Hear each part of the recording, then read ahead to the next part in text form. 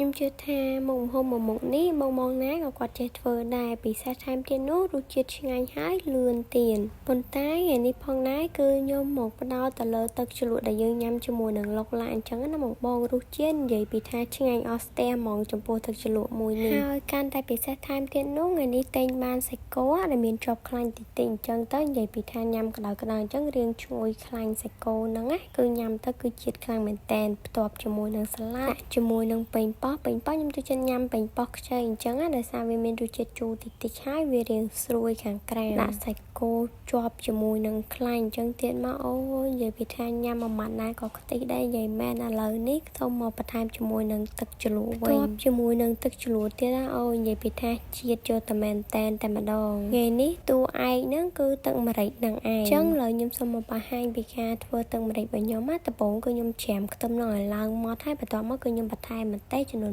2-3 គ្រាប់ដាក់ម្រេចបន្តិចស្ករប៊ីចេងបន្ទាប់មកទៀតខ្ញុំក៏មកដាក់ជាមួយនឹងអំបិលបើសិនជាបងមកគាត់មានរ៉ូឌីឬមួយក៏មានអំបិលមីអីក៏បងមកអាចដាក់បានដែរនឹងរត់តែឆ្ងាញ់តែដោយសារតែខ្ញុំអត់មានណាចឹងហើយខ្ញុំក៏ប្រើអំបិលក្រួសហ្មងទៅហើយបន្ទាប់មកខ្ញុំចាប់ផ្ដើមច្របាច់ក្រូចឆ្មាដាក់ជាមួយនឹងទឹកដោះគោពេលដែលដាក់ទឹកដោះគោខាប់រួចហើយគឺខ្ញុំមកដាក់ជាមួយនឹងទឹកដែលបានដាំក្តៅហ្នឹងដាក់វាទៅដើម្បីវាឆាប់អាលីបងមកគាត់ថតឲ្យធ្វើទឹកម្រេចអត់ប្រើទឹកដោះគោខាប់ណាបងកុំភ្លេចសាកដាក់ជាមួយនឹងទឹកដោះគោខាប់ហើយជ្រលក់ជាមួយនឹងសាច់អីក៏ត្រូវដែរមានជាតិខ្លាំងមែនតែនតែម្ដងនៅពេលដែលបានធ្វើទឹកជ្រលក់រួចរាល់គឺខ្ញុំទុកវាមួយឡែកសិនឥឡូវខ្ញុំចាប់ផ្ដើមមកធ្វើឡុកឡាក់វិញម្ដងដាក់ខ្ទឹមម្លីងឡើងឈ្ងុយឆាសាច់ហ្នឹងឲ្យវាឡើងសពបបើនិយាយដល់សាច់គោវិញគឺឡើងផុយតែម្ដងញ៉ាំទៅគឺមានជាតិខ្លាំងមែនតែនបងអាចដាក់គ្រឿងទៅតាមការចូលចិត្តរបស់បងប៉ុន្តែដោយសារតែខ្ញុំជ្រលក់ជាមួយនឹងទឹកម្រេចអញ្ចឹងទៅគឺខ្ញុំអត់យករសជាតិដិតពេកទេគ្រឿងផ្សំឡុកឡាក់នេះក៏វាមិនមានអីច្រើនដែរការធ្វើក៏វាកាន់តែងាយថែមទៀតមានតែអំបិលស្ករប៊ី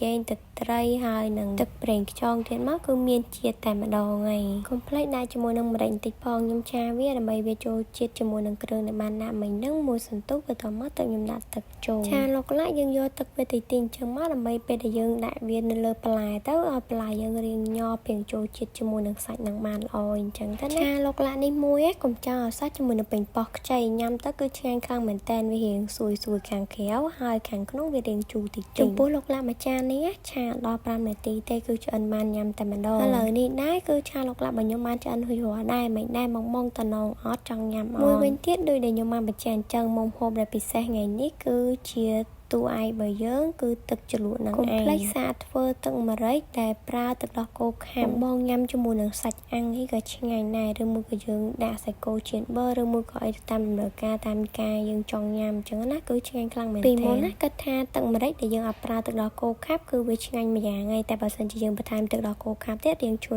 យញ៉ាំទៅគឺមានជាតិខ្ទិះខ្លាំងតែម្ដងពេលដែលឆ្អិនភ្លាមហ្នឹងគឺថាទប់អារម្មណ៍អត់បានទេសូមភ្លក់មួយម៉ាត់សិនអូយនិយាយពីថាតំណងហួសតែម្ដងវីដេអូនេះដែរក៏បានមកដល់ទីបញ្ចប់បើសិនជាបងប្អូនចូលចិត្តកុំភ្លេចជួយចូលទៅ Subscribe Channel YouTube ខ្ញុំម្នាក់មួយផងអរគុណច្រើនជួបគ្នានៅវីដេអូក្រោយទៀតបាយបាយ